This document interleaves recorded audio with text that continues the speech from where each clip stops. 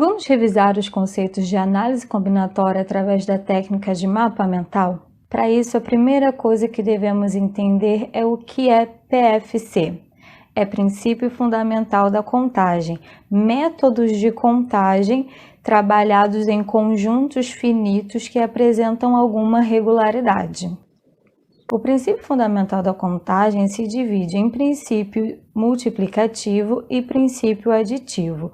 O multiplicativo é caracterizado pela conjunção e. Quando temos duas ou mais escolhas, nós multiplicamos as escolhas.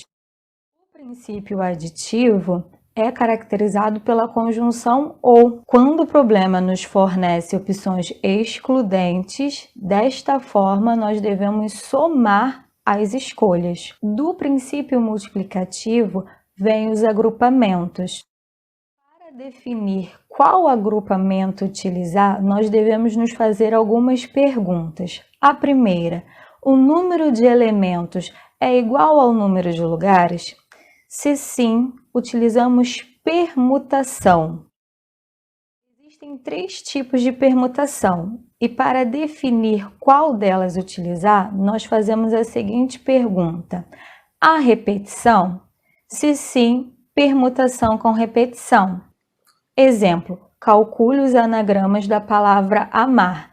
Amar tem 2 letras A se repetindo, por isso utilizamos a fórmula de permutação com repetição, que é o fatorial da quantidade de letras dividido pelo fatorial da quantidade de cada letra repetida.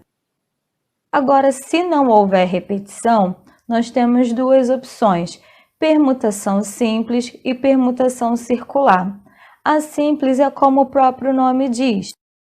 Exemplo, de quantas maneiras 3 pessoas podem formar uma fila?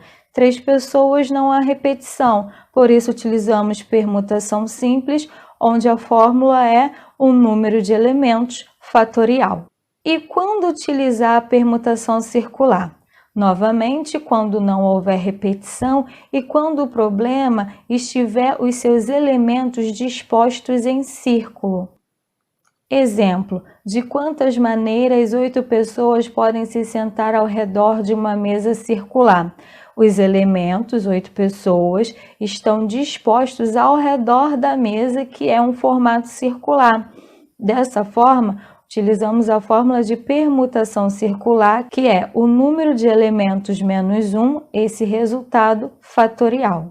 Agora, se n é diferente de p, devemos decidir se é arranjo ou combinação. Para isso, façamos a pergunta: a ordem importa?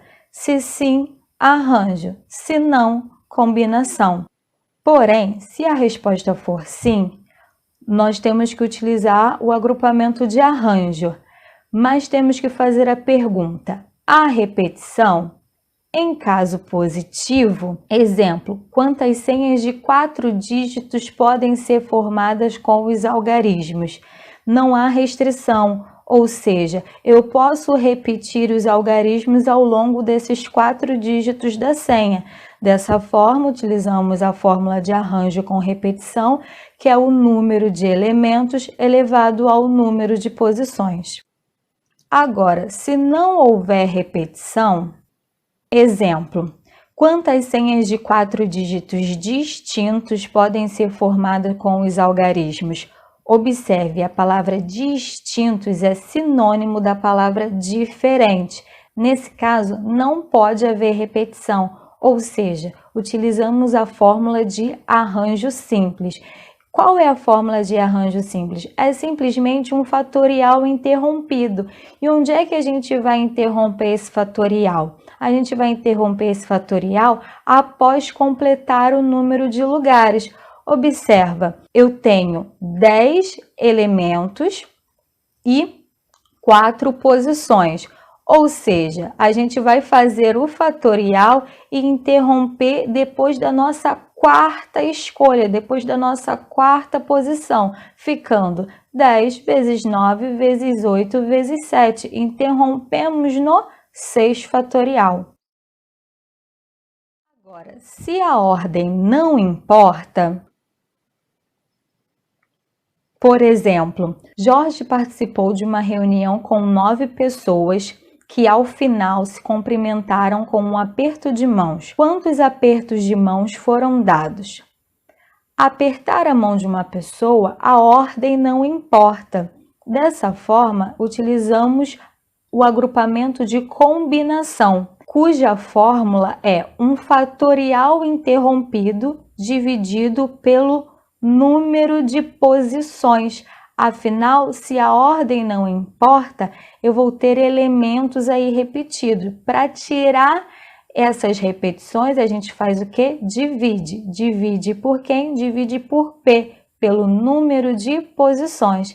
E aí encontramos que no caso da reunião de Jorge, foram dados 45 apertos de mãos. Revisão de análise combinatória concluída com sucesso.